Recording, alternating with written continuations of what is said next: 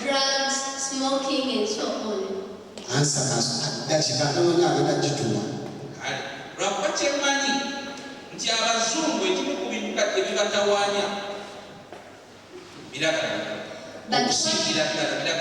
But what I know that the most thing that is troubling the whites are the drugs.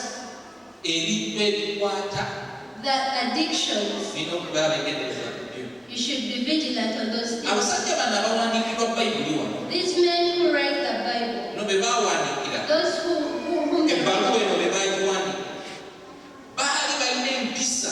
they had a discipline in the way they use things.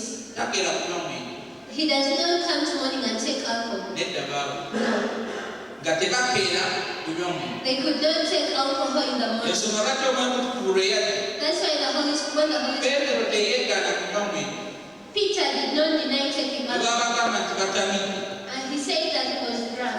He told them, we are not drunk, it's morning. Because in their place, they had a limitation on where they should. And they also had time to take and wait. That would manifest tomorrow. So to avoid that dangers in that, us of here who don't know how to limit ourselves unto those stuff, we say that don't test.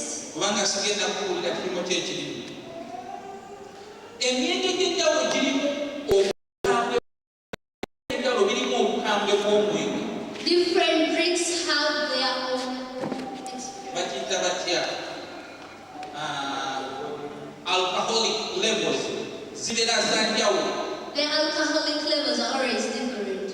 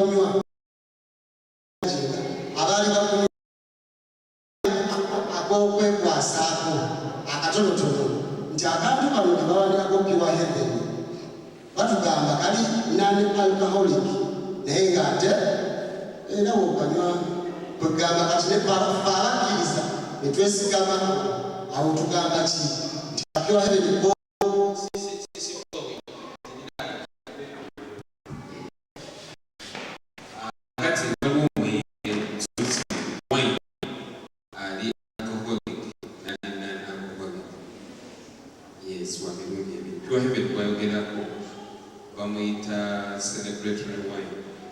Yet I didn't alcohol content.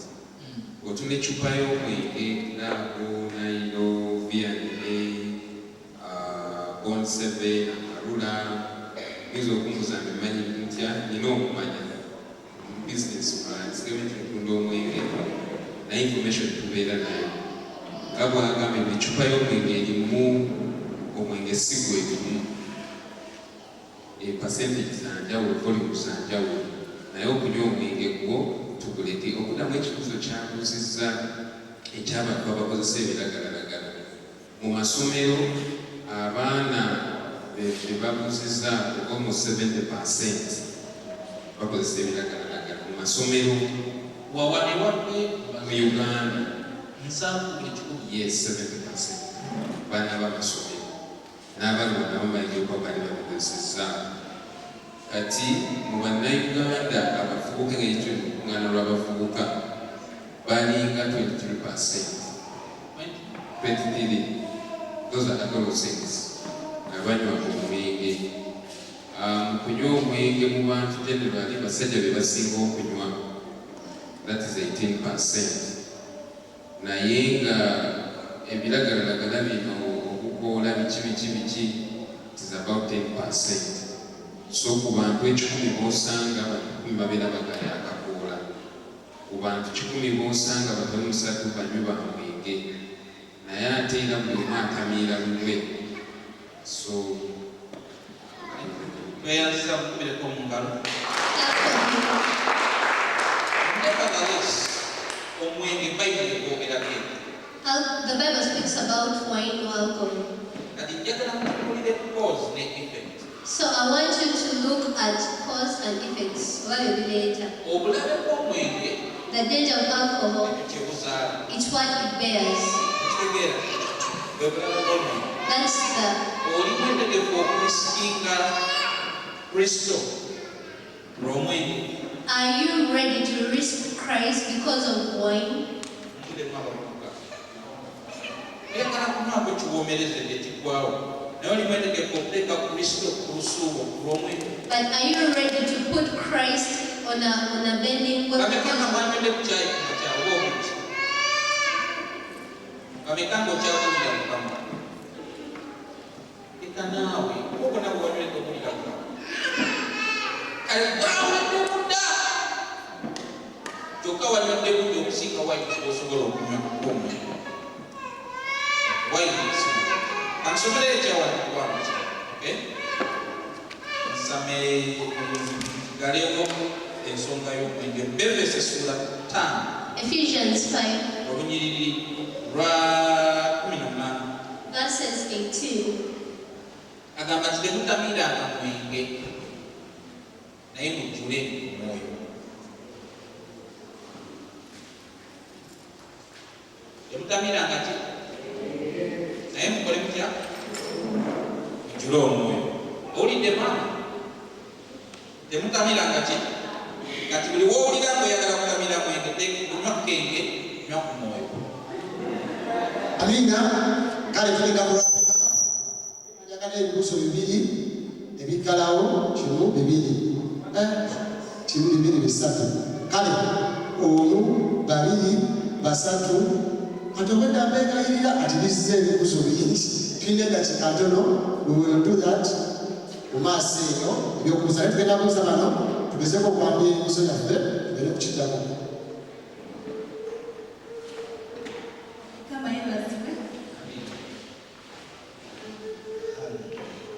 Waliwo Bayibuli egambira nti ku lunaku olw'olusala omusanvu Katonda aliragira ebyennyanja egganja. So kibuuzo nti kyebuuza nebuuza banene abafa kozi babanga tebali mu ggulu lekabafa bagenda wa.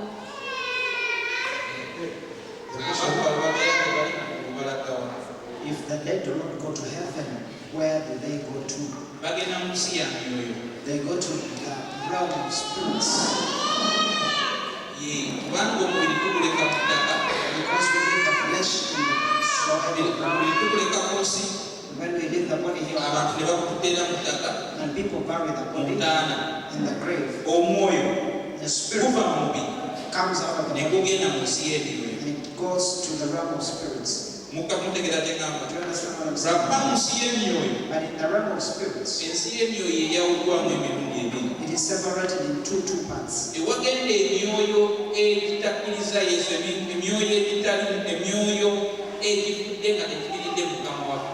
Where spirits that have not received Christ, and those who die when in the Lord. Do you understand what I'm saying? Have you ever read about the story of Lazarus and the rich man in Luke? In Hades. That place is called Hades.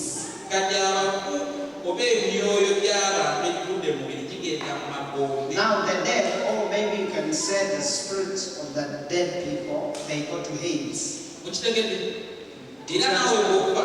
Now if you die, you are going to that place called Hades. That place called Hades. Before Jesus died, it was just one place. But after Jesus died, he separated it. And he put a place of kyemuyita paradise n'ateekawo n'ekifo n'amagombe n'agaleka wabira okubonawo and he left Hades where people suffer, where the spirits suffer. kati abantu gye balaga nga bamuddemu And that's where people go when they die. babeera eyo nga balindirira lunaku lwa musango. They stay there waiting for the day of judgment. kitegeeza bw'ofa olina enseera gy'osookamu era n'agenda mu ddooto n'essuula eggulu nga mukyala. Yesu yeebazibwe. Ekibuuzo kyange ekirala My other question. kimanyi nti ffenna abali wano I know that all of us here, omulabe waffe bamuyita sitaani. our enemies, Bayibuli esomesa the Bible teaches nti sitaani bwe yajeema mu ggulu that after the devil Katonda yamusuula mu rebelled, nsi. that God cast him on earth. Naye ate ekyewuunyisa But what surprises bw'oba osomye ekitabo kya Yobu when you read the book of olaba Job, sitaani ng'ateesa ne Katonda. we see Satan Katonda having agamba a possession of God, Katonda amuwa obuyinza eri Yobu. and God gives him authority Kati over nze Job. kyembuuza This is my question. nkolagana ki eri wakati awo sitaani ne Katonda. What is the relationship between Satan and God? Mukama mulungusa. ekibuzo kiri direct nze asirabira kikatono abagenda kwasembayo sitaani bwe bamugoba mu ggulu After the devil had been sent njagala out, lowooze njagala kikunnyonnyola entambuza okutambula okw'oku nsi. I want to explain it to you according to the way we walk on earth. Bw'ova mu Uganda n'ogenda kakugereze ku Amerika For example, if you leave Uganda and you go to the US, bakuwa obutuuse. they give you citizenship. Mukitegera kigamba Do you understand what I'm saying? oba bwe obeera ozadde omwana n'abeera mu Amerika bamuwa obutuuse. Or if you give birth to a child while you are there, they give that child citizenship. Kati okwolana kwa Sataani buli bwe Sataani bwe yayonoona Now, when the devil sinned, baamugoba mu ggulu he was cast out of heaven. obutuuse baamuggyako. His citizenship was cancelled. Do Okitegera kigamba you understand what I'm saying? takyabeera mu ggulu Now he no longer resides in heaven. kati abeera ku nsi. He resides on earth. Okitegedde naye visa But the visa, tebaagimugyako. the visa to heaven was not taken away from him. lwaki agendayo He still has access to heaven. He still goes there. alyolyome abantu. That he may accuse people. Ekyo teyakola Yobu. That's what he did concerning Mu Job. Yobu 1:6 In Job 1:6, yali agenze mu ggulu lyolyoma abantu. he had gone to heaven to accuse men. Okitegeera Do you understand that? bamalayika baali bakuŋŋaanye Angels had ne gathered Sitaani n'ayimirirawo. and Satan came in. Katonda n'amulaga ng'ova wa Lusifa. And when God recognized him, he said, Satan, where you Leka come kuva from? omwana wano nawali ku nsi. And he said, I'm from running to and from the Ekitegeeza earth. teyali ku nsi. Which means he was not on earth, he had just gone to heaven. Kati bw'osoma Isaaya annyonnyola okuva kwa Sitaani. Now when you read the book of Isaiah, Isaaya Sitaani ajja kukasukibwa mu bunnya.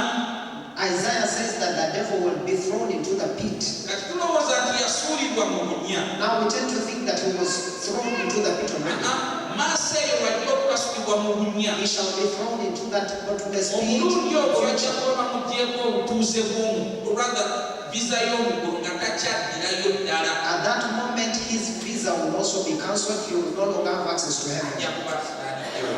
He will be doomed on earth. Asigazaayo akaseera katono He has only a short time akwatibwe asuulibwe mu bunnya. that he will be arrested and then be thrown into the Asibibwe pit. emyaka 10 oluvannyuma aggibweyo asuulibwe mu nnyanja y'omuliro. Now he will be bound for 1,000 years. Afterwards, he will be taken out and thrown into the lake of fire. Okay. Nsubira tutegedde ekyo katugere ku kibuuzo ekiryango ekidiriisi. Praise the Lord. Amen. This is my question. Do men who plait hair go to heaven, or will men? Waliwo gw'olabye wano mama? Have you seen anyone here? Okay. Kale, ensonga y'okusiba enviiri That issue of plaiting hair efaanaganako n'ensonga y'embale is like the issue of putting on trousers. Now, enviiri abasajja abasiba enviiri ddala bajja kugenda mu ggulu. The truth is that men who plait hair, Kubanga ekitwala abantu mu ggulu si enviiri zo oba ngoye bweyamba. because what gives you access into heaven is not Oyo hair. Yesu. The question is, do you have Jesus? Did you understand what I'm saying? But the hair, selected hair, he had 7 dreadlocks. The man used to be filled with the Spirit. Now you say, does God work through people who plait hair? Let me give you a historical fact. Long time ago in the wars, now because their wars were different from the wars they used to use standards to fight swords. Now to protect their heads, you would draw your hair and then you plait it and you weave to your head. And that hair protects your hair.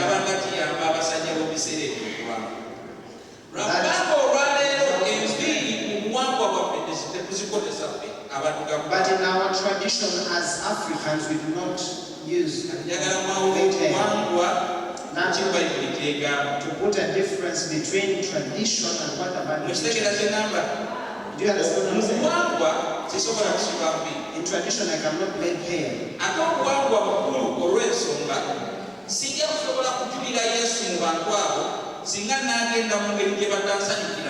Now in tradition, I will not be able to witness for Christ to my fellow Africans, because if at all I go in a way they do not expect me to be.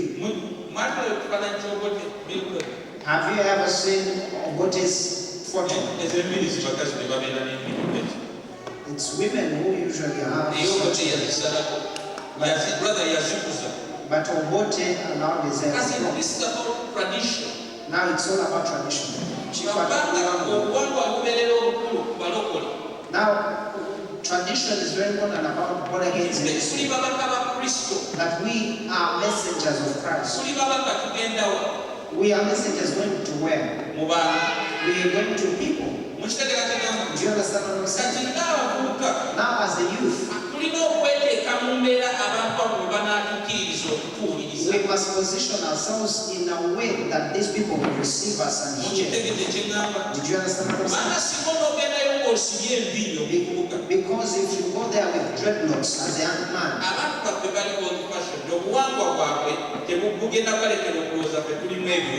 their tradition will tell them that we have a virus. I'm done. Okay, ekibuuzo ekigenda okusembayo naye nga olina ekibuuzo ebiraba bingi ogenda kubiterekamu wali mu maaso bingi naye omukirabe mwangalio kuleeta ku so naye nga tugenda kubitereka ku another session mu maaso awo naye nga tuba tuna ekibuuzo ekisembayo. Nze ekibuuzo w'ebibuuzo byembuuza ani asaanidde okuyitibwa? My question is, who is worthy to be called of God? Yeremiya ye yalina bisaanyizo ki Katonda okumuyita? What qualifications did Jeremiah have for God to call him? Ki ekyalibaddewo singa yagaana okuyitibwa Katonda bwe yali amuwadde? What would have happened if at all Jeremiah had disobeyed? Mu Isaya 6 Katonda abuuza ekibuuzo nti ntumaani. In Isaiah 6, God asks, who shall I send? Isaya yalina olukusa okugaana okutumibwa. Did Isaiah have? Ndowooza byebuuzo bina. Balumi 8.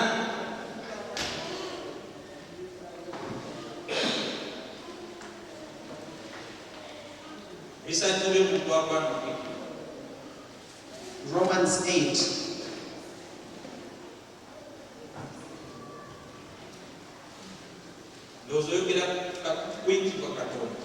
You're talking about calling God.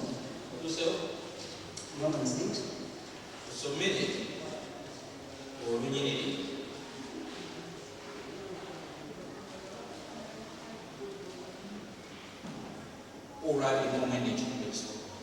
Romans 8, the first part. Kubanga be yamanya edda era yabaawula dda okufaananyizibwa n'engeri y'omwana we abeerenga omubereberye mu booluganda abangi. era be yayawula edda abo era yabayita era be yayita yabawa abo era obutuukirivu era be yawa obutuukirivu yabawa abo era ekitiibwa. Do you see that the steps? Yabamanya dda. When he knew you, then he said you are part of sanctified you. Yeah. You understand what I'm saying? And he prepared them a work.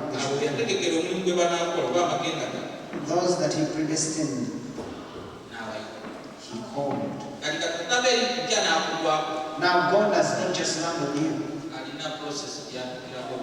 He has a process through which he goes to call you. Did you understand that? What was the second question? Jeremiah had answered before you. You got the answer.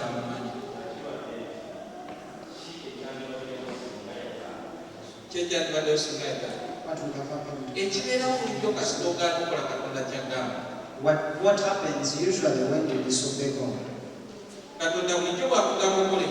Whenever God tells you and you disobey, when he tells you to do something and you disobey. Now I will say that it also depends on the dispensation in which you are. In the Old Testament, God was he used to operate through wrath, justice. You understand what I'm saying? Now think about that concerning Jeremiah.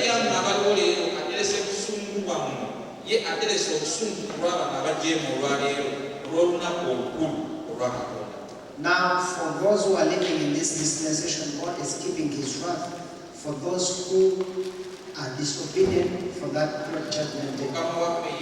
Praise the Lord. I guess I answered the question. Amen.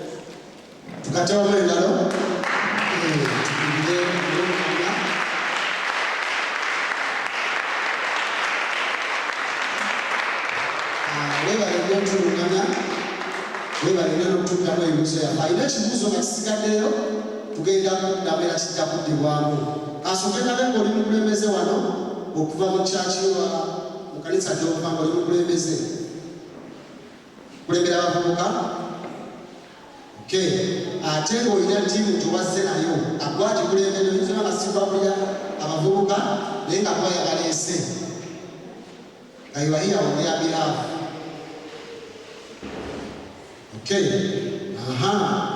bwe tunaba tugeze mu kaseera ak'okulyawo mu ssaawa za lanchi tulinawo akaseera ke tujja okufunamu